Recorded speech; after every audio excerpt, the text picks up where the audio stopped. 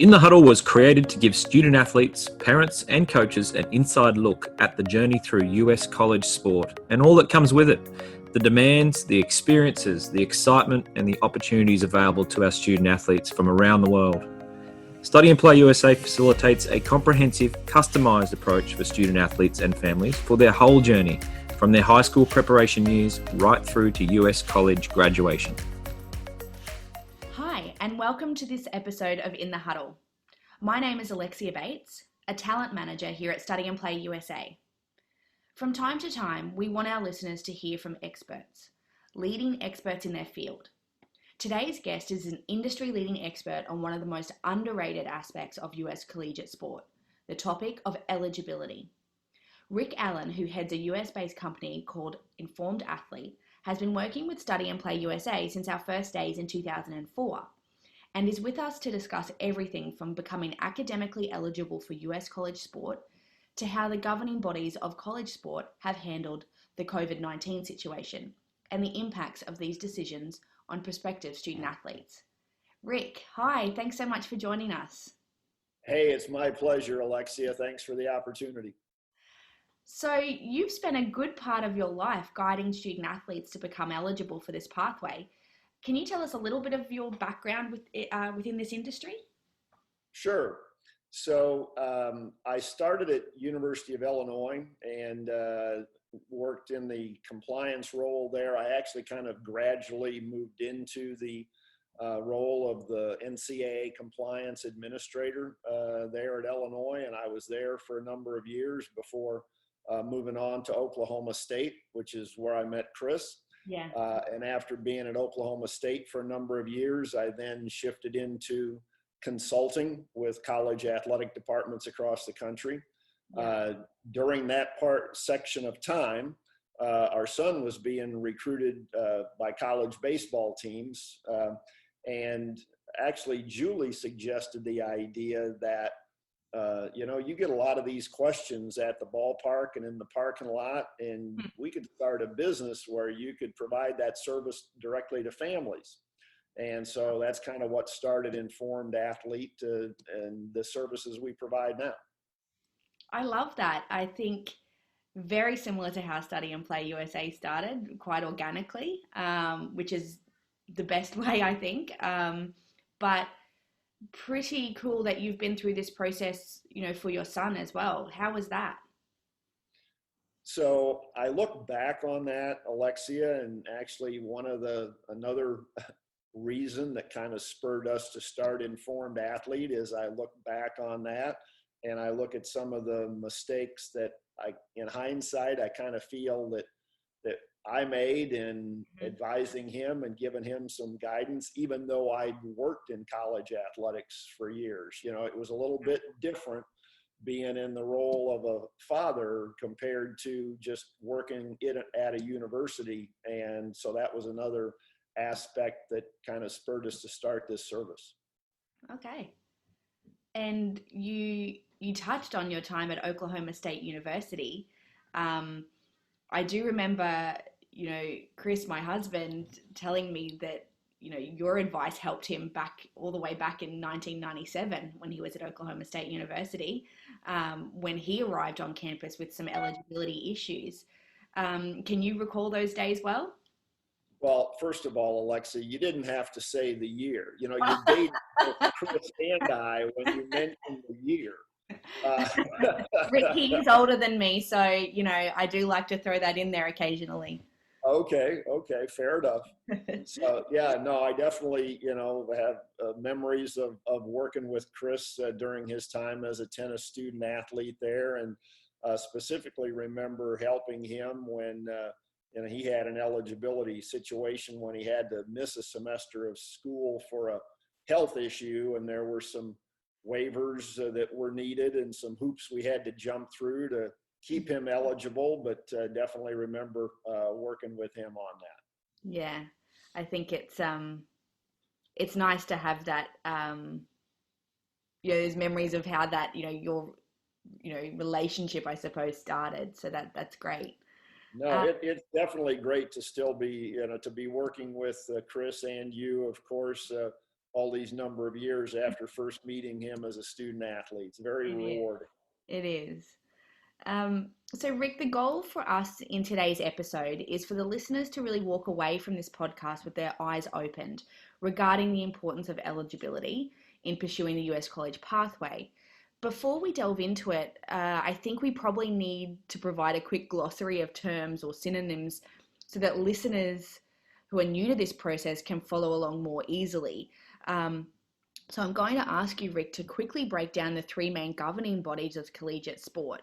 So there's the NCAA, which stands for the National Collegiate Athletics Association, the NAIA, the National Association of Intercollegiate Athletics, and the NJCAA, the National Junior College Athletics Association.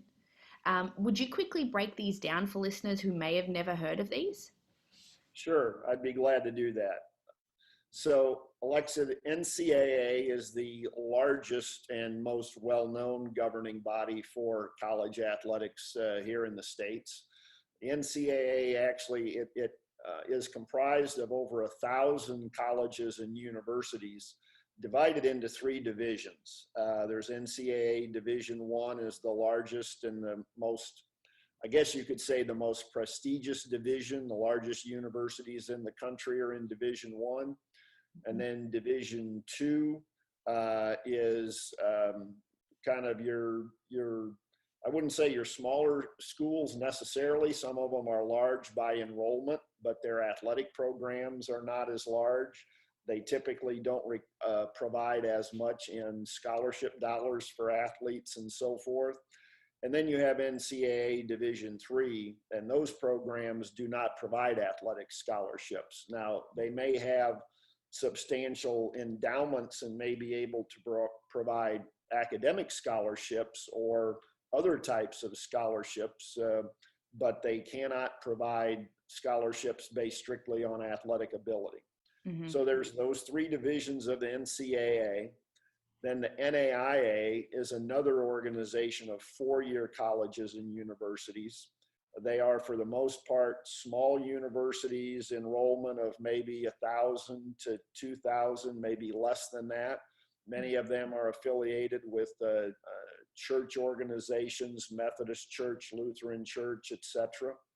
And then the NJCAA, the National Junior College Athletic Association, is comprised of two-year colleges that focus on freshman and sophomore level courses. Many athletes start at that level with the goal of then getting recruited from the two-year college level onto the NCAA or NAIA level. Yes. I might also add quickly that the state of California has their own organization for two-year colleges, so that's yet another organization, the California Community College Athletic Association, but it's just for two-year colleges in California. I think there's a couple outside the state, maybe in Oregon or Washington, but those colleges also cannot provide athletic scholarships. I love that California have their own. They are unique in that regard. Thanks, Rick. That I think that breakdown is really important for our listeners to understand, because from just generally speaking, we don't have anything like that to compare to here in Australia. So it's good for them to get an understanding of all the different divisions of competition and what they mean.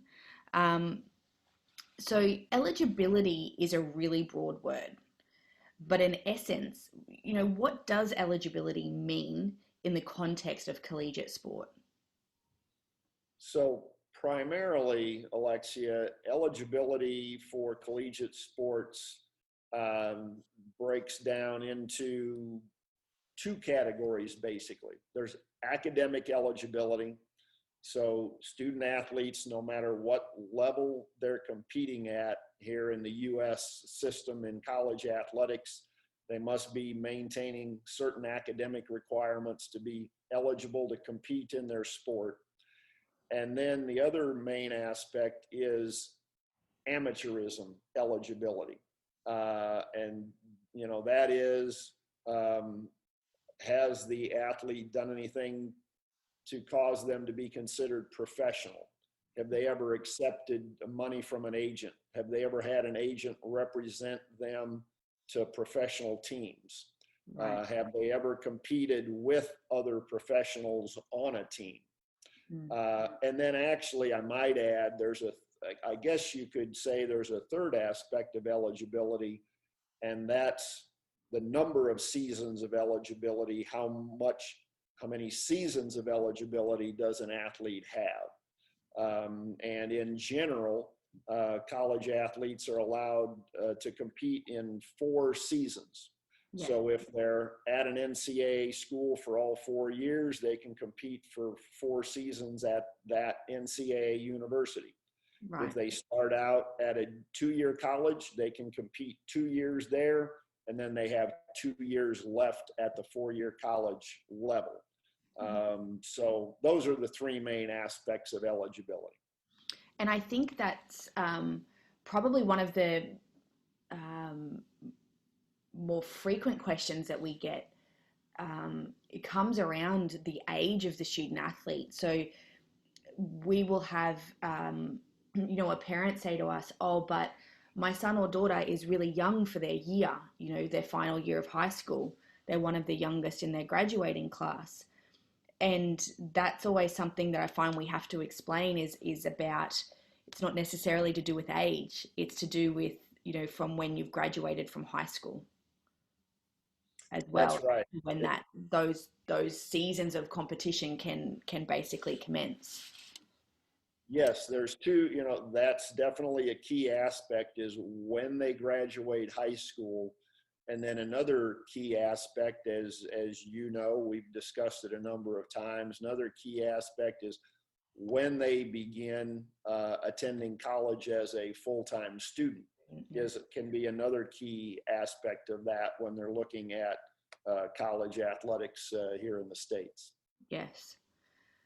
We will often describe the eligibility process to our clients as a minefield, especially considering there are so many colleges, 3 different, different divisions, 3 different governing bodies, all with different eligibility requirements. In your experience, Rick, what are the biggest barriers to eligibility for an everyday family looking to go to college in the US? I would say the 2 biggest barriers we see are, number 1, when athletes and families aren't aware of the academic eligibility requirements to compete here in the U.S. college system, or maybe they even were aware of it, but the athlete didn't decide, I think I want to go compete in the U.S. system in college athletics. Maybe they didn't decide that soon enough, and they weren't tracking on those academic eligibility requirements early enough. So that's one key aspect of that. And then the other one, as you well know from our interaction over the years, is because your educational calendar is different there in Australia, we sometimes find the athletes run into problems because of what the colleges here, what we refer to as the delayed enrollment rule. Yes. If they keep competing in their sport after completing high school, but before enrolling in college as a full-time student. Right. Yes. And we do get those questions all the time, and it's so amazing to have you as a resource, Rick, from that side of things, because the NCAA alone, their legislation, I suppose, is hundreds and hundreds of pages long. So there's so many rules, and so many countries that the NCAA are dealing with, that it's it's important to have a resource like yourself to help navigate that.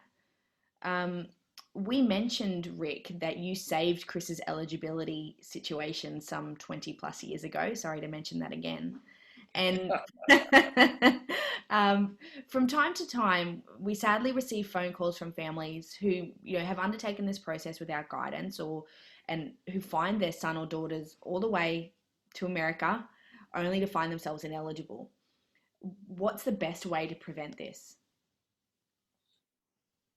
I think the best way to prevent those eligibility problems is if a family has, any idea at all, even if it's a small chance that they think maybe our son or daughter has the desire and the athletic ability, or one or the other, if not both, that they would like to come to the U.S. To study and to compete in college athletics in their favorite sport, is if they have any inkling at all that their athlete might want to do that, they should be learning more through your company, through ours, through other resources. What are those academic eligibility requirements, first of all, and what are those amateurism eligibility requirements? Yeah. I mentioned a little bit the delayed enrollment rule. And again, we've talked about it a lot. Mm-hmm. If an athlete, let's say an athlete there in Australia graduates in November, December, they want to continue competing in their sport to improve their skill level or maybe get bigger and stronger. So they're concentrating on their sport before they go to college. Mm.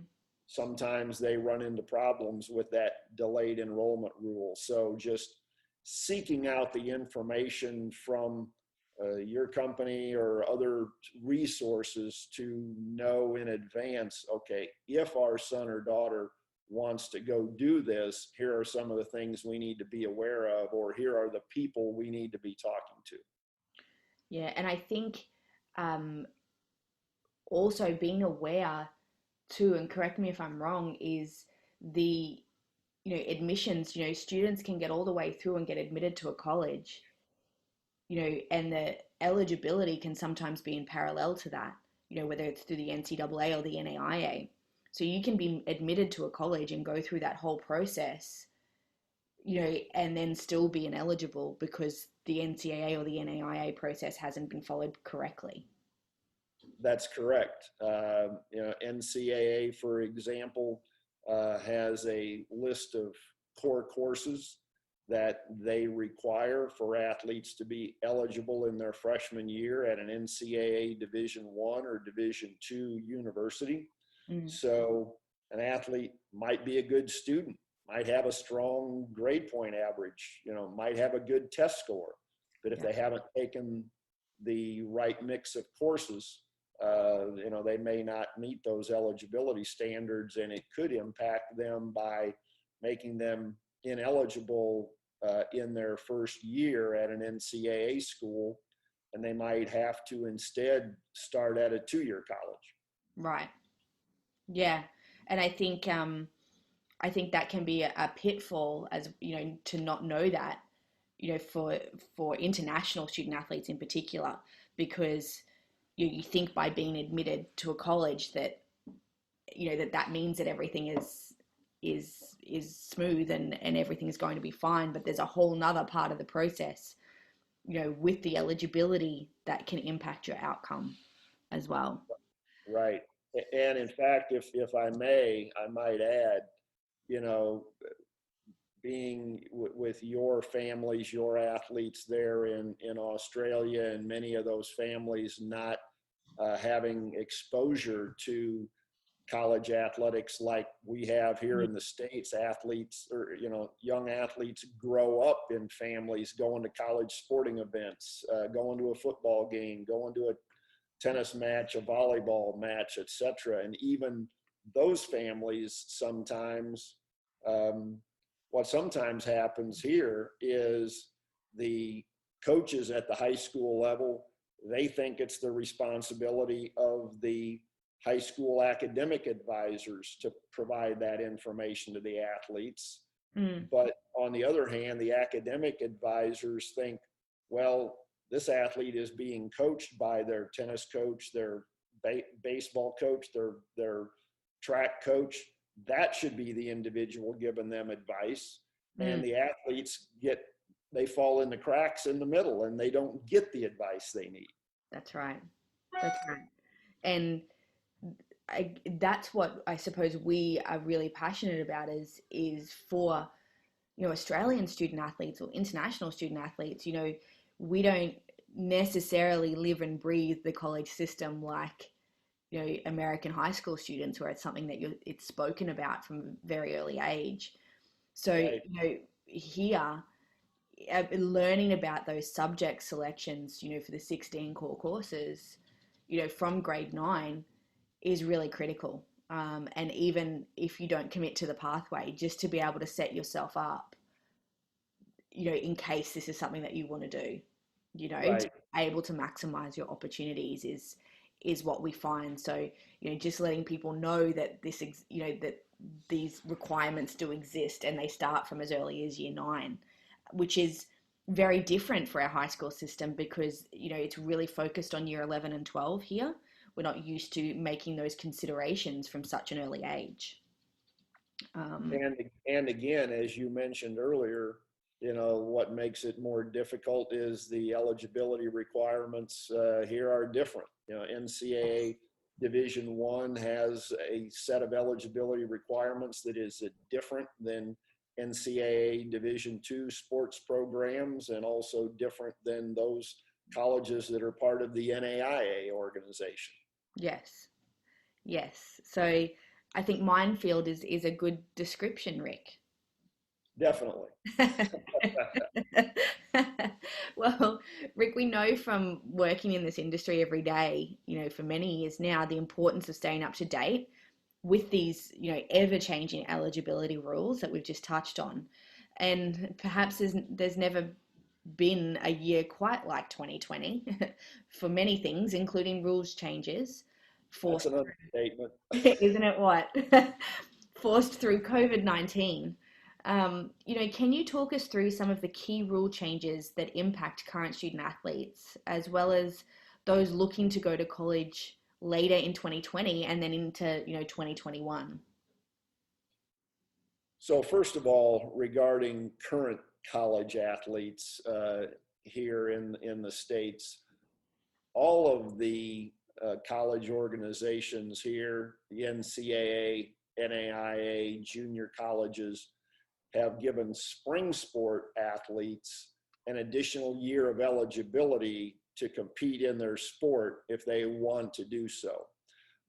Because COVID-19 forced the colleges and universities to cancel their spring sport seasons, each organization has offered those athletes an opportunity to have an additional year of eligibility. And again, it's just for the spring sport athletes. So that's going to create, at many colleges, bigger rosters next year. Athletes that are returning for another year who would have otherwise used up all of their college eligibility. Yeah. So it's going to cause some overcrowded rosters in spring sports. And for those athletes at the high school level or even the 2-year college level who were being recruited to 4-year college programs, again, the overcrowded rosters is, will there be a spot for them? Or even if there is a spot for them, it's going to be maybe harder to get playing time because now you have seniors returning for another year of competition. Right. So that's the concern about the spring sport athletes. And then for fall, the question of, will there be a fall sports season? Some college programs over here have already said they're not going to have a college sports season, and that varies a lot from state to state based on their state health guidelines. And then I might also add, for those high school athletes who may not have been able to take the ACT or SAT test, or maybe their spring semester of schooling was impacted by their high schools being shut down. That happened a lot here in the U.S. Yeah. The NCAA and NAIA are providing some allowances to give those athletes more opportunities to be classified as eligible. Quick example is some of the high schools have gone from an ABCD grading scale this spring to a pass-fail. Right. So the organizations are giving them a few more allowances there. Right. And as we've seen through COVID-19, there have been some silver linings that often don't get publicized. Are there any positives that you can see arising from this situation that may positively impact collegiate sport moving forward? I think what I've seen so far, I think the main benefit may be that, we're learning that doing online classes where universities and colleges closed down and sent all their students home, and they were offering their courses online only. I think we're going to see that actually can be done in a pretty good fashion, a pretty a complete instruction method, at least for some courses. I mean, obviously, if a athlete or a general student, if they were taking a science course and needed to be on campus to participate in a lab, obviously that's going to be difficult. But a lot of other courses, I think we're seeing that those can be taught online and be a more viable option.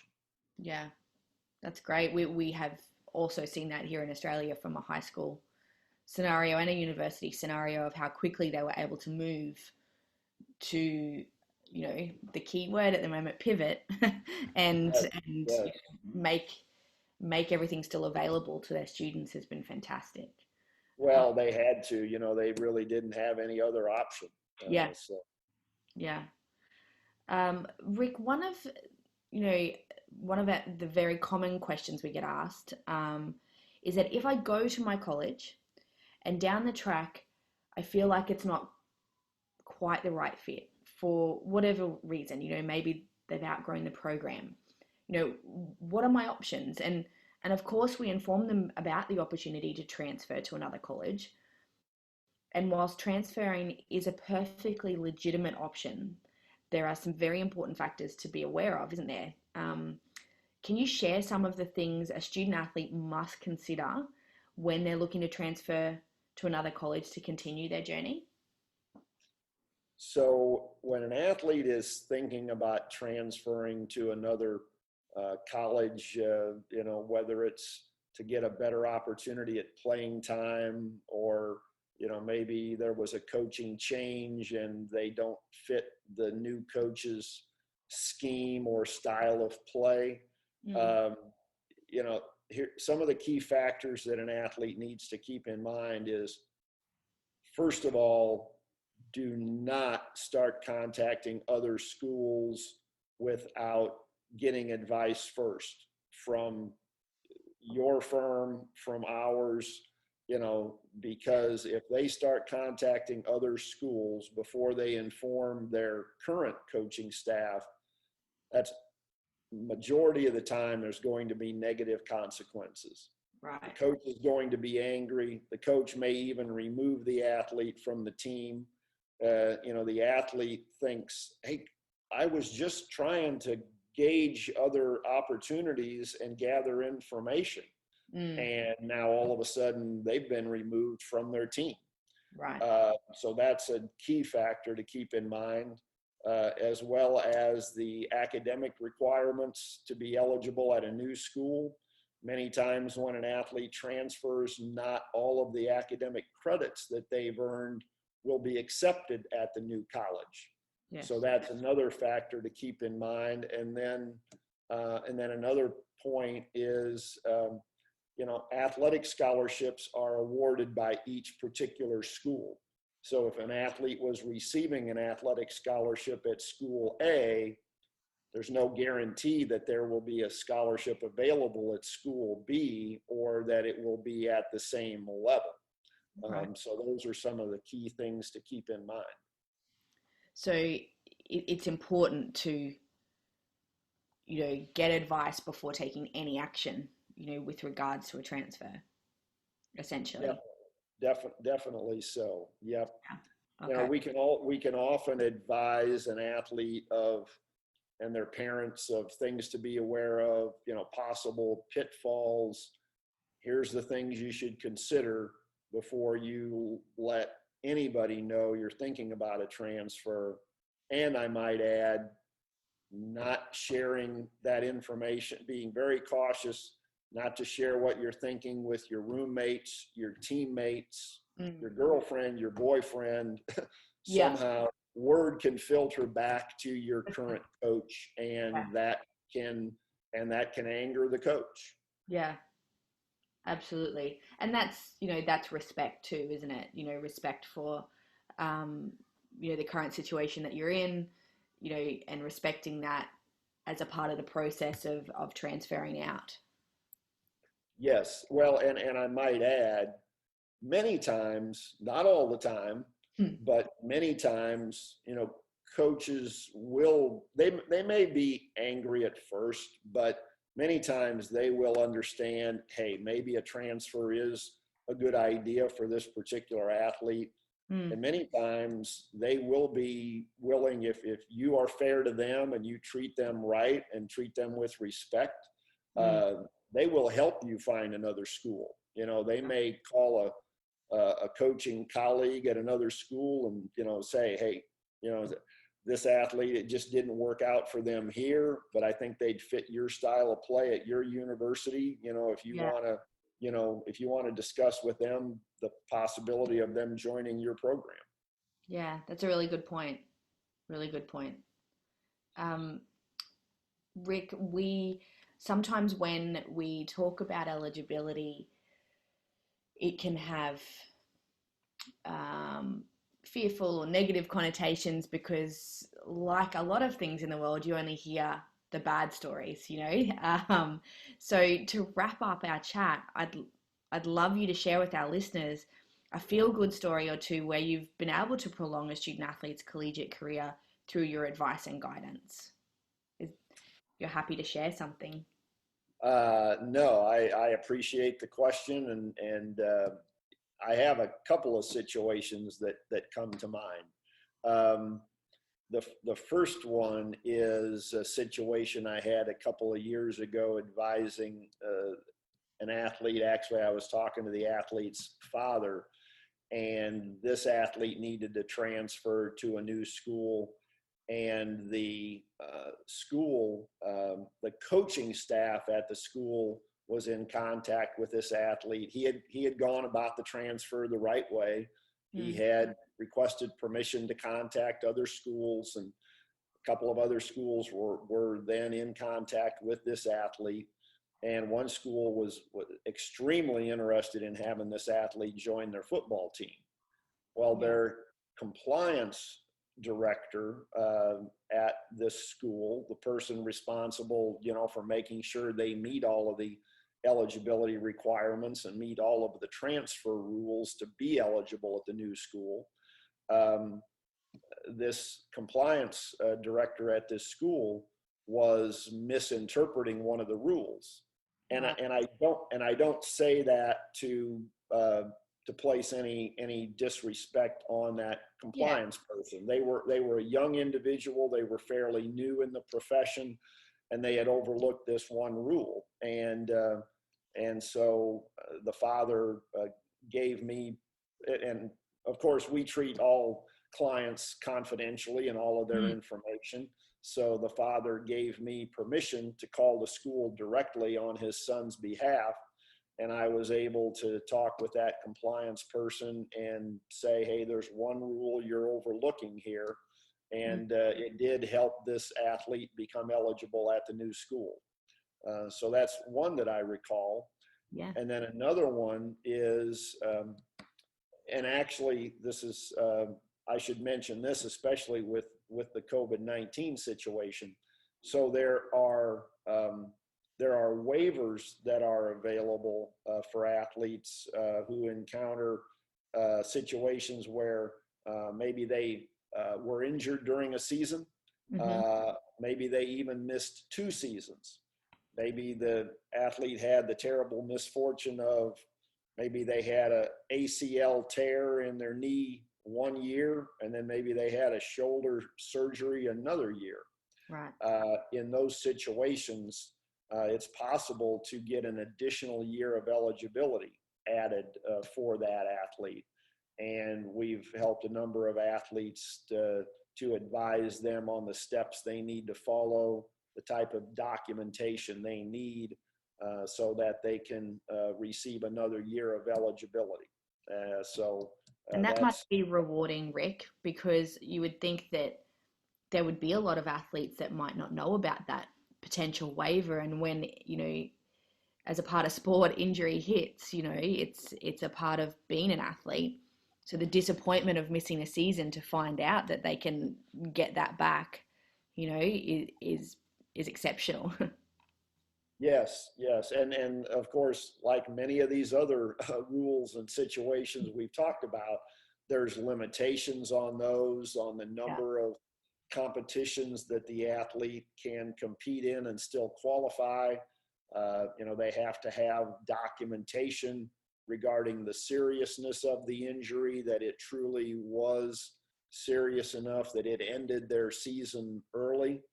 Those types of things. But when they fit when an athlete's situation fits the guidelines and they have the necessary supporting documentation, they can sometimes receive an additional season so that they don't have to end their season with an injury. They can perhaps have another season to return towards the end. That must give you such a sense of, I suppose, reward. We see in our job that we do all day, every day, so many great outcomes, where a student athlete can live out their dream, and to be able to do that after injury, and to be able to assist people with that must be very rewarding, Rick. It's been very interesting, the move from when I was a compliance director on campus, responsible for all of the NCAA rules, not only academic eligibility requirements, but the recruiting rules the coaches had to follow, and when they can start practicing for their season, all of those myriad of rules. And so many times, I had to say, no, you can't do this. No, you can't do that. No, this is not permissible. And so now in this role where we exclusively are trying to help athletes and families to maximize their opportunities, it's definitely been much more enjoyable than being finding solutions. That's right. Than being compared to being in the role on campus where you kind of had to be wear the black hat and be the enforcer sometimes. This is definitely more enjoyable. Yeah, that's great. Well, Rick, thank you so much, for your time today. I've thoroughly enjoyed speaking with you, and I'm sure, I speak on behalf of our listeners because it's such a big topic, eligibility with this pathway. And as for our international student athletes, it's not something that we're brought up with, like the American high school student. So, I really thank you for your insight today and giving us, so much to think about and consider. We really appreciate it. It's been a real pleasure to join you today. I've enjoyed the discussion. Thanks, Rick. You take care. You too. Have a great day.